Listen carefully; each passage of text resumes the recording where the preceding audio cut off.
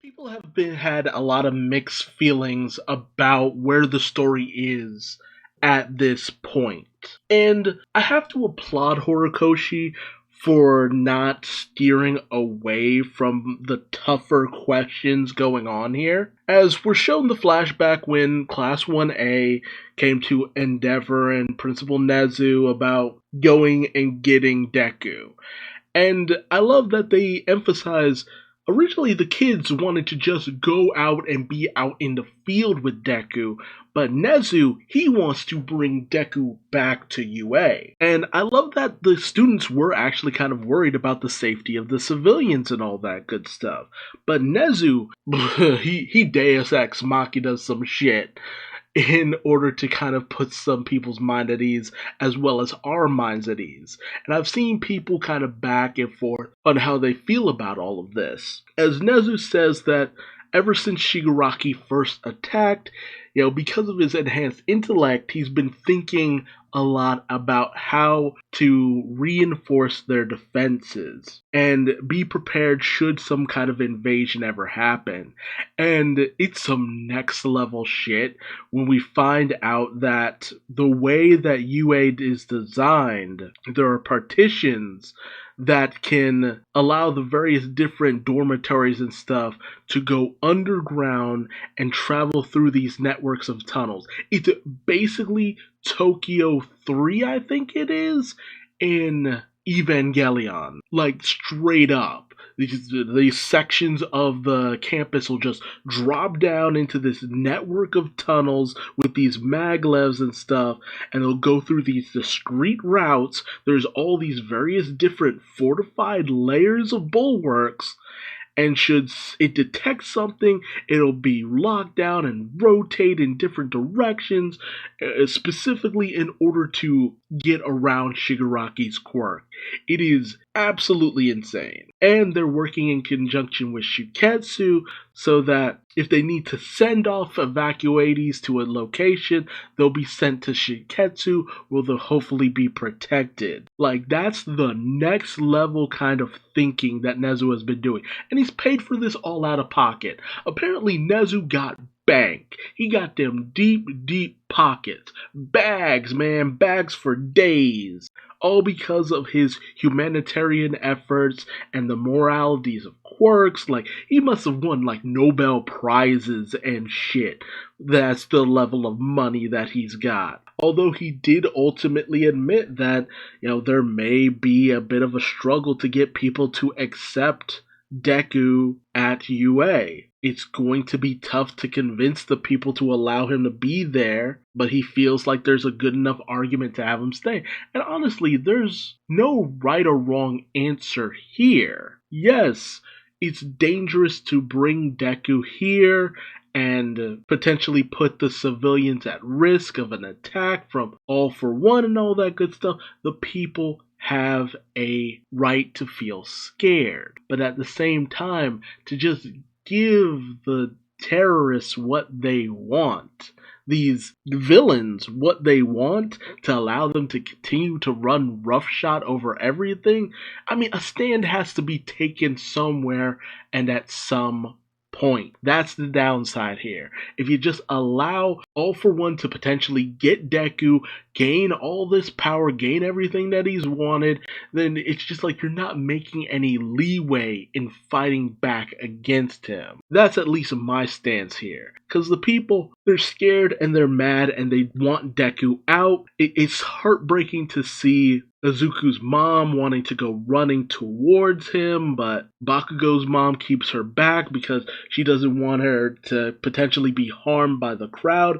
Apparently, a ton of information has been leaked to the masses about One for All and All for One and all that good stuff, and exactly how Shigaraki's after that. It's hard to tell how that information is just getting out there, just flooding to the populace. I wonder if it's Horikoshi trying to drive the whole traitor angle forward again, like one of the students are the ones who put that information out there. And President Mike has been trying his best to get people to calm down. Best Genius comes forth, and honestly, he tries to be as transparent with them as possible. Like, yes, I know many of you came here because, I'm the one who told you it would be safe. That shows how much clout Best Genius still had amongst the populace. But he lays out on the table that they were trying to use Izuku as bait. That hadn't really worked out the way they wanted to. Deku is our best bet at potentially taking down the villains in All for One. And during the course of what we've been trying, he's starting to get tired, he's fatigued, we don't want to run the risk of things getting worse, and this is us going for our backup plan, basically. And he's not dismissing their fears. That's the thing about all of this. He isn't telling them they shouldn't be afraid, or they have no right to fear, or anything like that. He's saying, yes, I understand why you are concerned about this, but please at least just give us a moment so that he can rest momentarily and we can get back to it. That's what he's trying to say in this situation. But of course, the masses are too ready to blame them. And I get that too. Everything has fallen apart so fast, and some people have even commented it's happened too fast, but a lot of things have just fallen into such a state of descent that of course people are on edge, they're aggravated, their ways of life have been completely uprooted, they want a fix as soon as possible. That's the thing about the masses. They're not thinking rationally about, if we were to just let Deku go out into the world, what happens then? All for One captures him because he's tired, he gets what he wants, he becomes even more powerful, shit gets worse. Like that's the angle that the people aren't really seeing. But they want a quick solution, and they've become too used to quick solutions. Something goes wrong, All Might pops in, saves the day, bada bing, bada boom, it's done.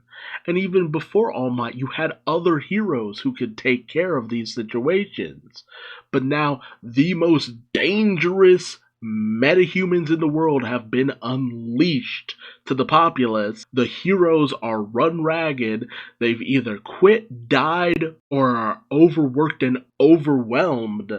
Kudos to any hero who's still stuck it out, honestly, because things have gone to shit, and the people don't trust the heroes anymore. The people want some sense of feeling safe, and then Uraraka steps in and steps up and tries to tell the people, hey, Deku has a special power, and he left the school because he didn't want this situation, any kind of trouble coming to you people. We, the students, were the ones who brought him back here because his power is a special one that could potentially beat All for One. It's invaluable at this stage because he is the person with the best bet of beating this impossible to overcome villain. That's why they're after him. That's why he left in the first place. But he has been through shit. He has been run ragged, he's tired, he's exhausted. Look at the boy. Look at him. Because that's something that a lot of the people haven't been doing. They have been overlooking the efforts of the hero and the people who were really in the thick of shit. I mean, it's easy to overlook that when you're looking through your screen or not looking close enough at the efforts that they've been putting in, that you haven't been getting the play-by-play from moment to moment, scene to scene, everything. But you can take one look at Izuku and tell straight up that he has been running himself literally ragged. He's covered in blood, he's covered in mud, he's covered in dirt. He is in tatters, he is in rags, he is disheveled. And poor Inko, just bawling her eyes out, just sobbing up a storm looking at her son. Like, we get it. You want a place where you could feel safe, but at the very least, give him some of the same so that he can try to go back out there and do the best he can, to do some good, to save some people, to potentially save all of us, because he is our best hope right now. And that big girl that Izuku had saved all that time ago, who tried to help her out, she notices him, and it's such a cute moment. She's such a cute character design, honestly. And Uraraka caps it off by saying, special powers are one thing, but there's no such thing as a special person. And I feel like that's not as well interpreted as I think she's trying to say that yes, he has incredible power, but that doesn't make him invincible. He needs time, he needs a moment so he can get back out there and continue to do the best he can. And I love how Bakugo tries to reinforce that they are here to do it when Nezuko can't do it alone. And Nezu even thinks it's just like, this is the first step in an impossible journey. But it's through taking that first step that you can make the path to becoming a new kind of hero, one that might even surpass All Might. Not through being invincible, but just being relatable to the people. Because that's the thing, the populace needs to understand that this is a difficult fight and people are doing the best they can. It's not that their feelings are unreasonable, it's just that they need to understand just how desperate a situation this is. There is no instant fix. This is going to take work, hard work, and sacrifice. If nothing else, sacrifice of the feeling of comfort.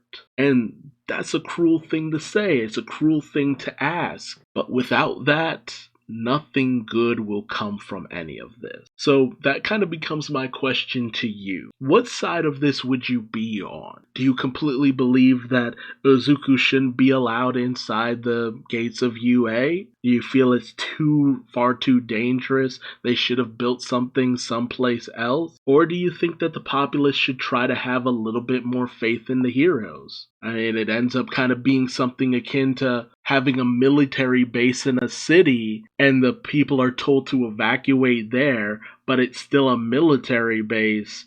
And if there's a major attack, it's the first place that's going to be hit. But it's fortified to shit, and it'll probably hold out better than most places in the city. It's a very complicated issue, and I applaud Horikoshi for not stepping away from it.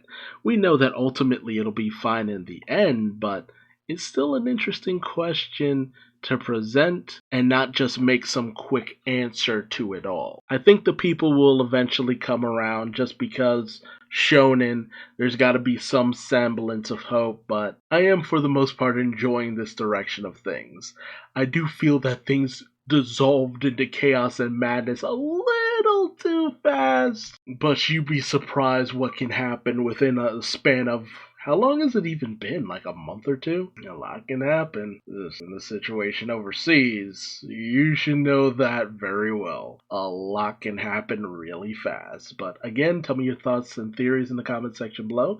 If you like this video, please leave me a like, hit the bell, subscribe, comment, all that good YouTube stuff. And until next time, I've been Duuz-Diz-Din, and I will see you later. Bye-bye.